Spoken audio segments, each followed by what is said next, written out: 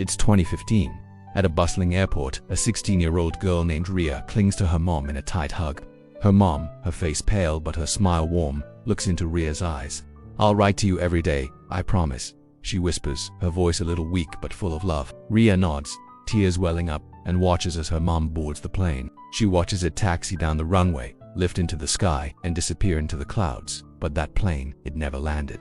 The news came like a thunderclap, a devastating accident with no survivors. Ria's world shattered. 3 days later, a single letter arrived. The envelope was crisp, the handwriting unmistakable. It was from her mom. Ria's hands trembled as she opened it. The words inside were a balm to her broken heart, a piece of her mother she could hold on to. And then, the next week, another one came. And another the week after that. For 2 whole years, like clockwork, a letter from her mom arrived every single week. Ria would sit in her room, surrounded by these precious pieces of paper, reading them over and over, tears of sorrow and joy mingling on her cheeks. Her mom was keeping her promise. Time marched on, as it always does. The first 3 years, the letters were a weekly comfort.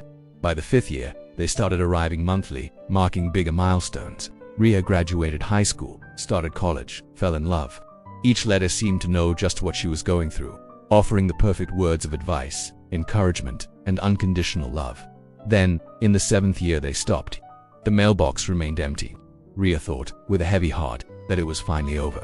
The last echo of her mother's voice had faded. 10 years have now passed since that day at the airport. Ria is 26. Life has moved forward.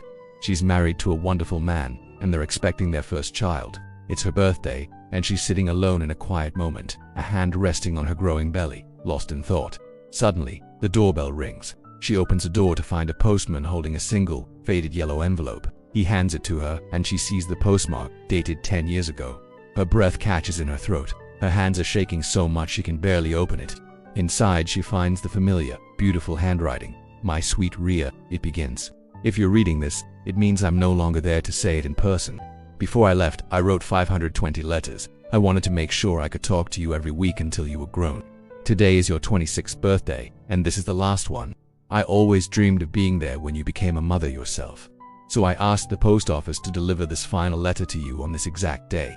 When your baby arrives, hold them close, the same way I'm holding you in my heart right now. I love you more than all the stars in the sky. Love, Mum." A sob escapes Ria's lips, and she clutches the letter to her pregnant belly as if it were her mother's hand. Her gaze drifts to the wall of her room, where 519 other letters are pinned up, like a beautiful collection of butterflies, a testament to a decade of love. She whispers to the empty room, "You kept your promise, Ma. You really did." Just then, she feels a gentle kick from within her womb. A small, watery smile breaks through her tears. Some love doesn't need a body to reach you, it only needs a heart.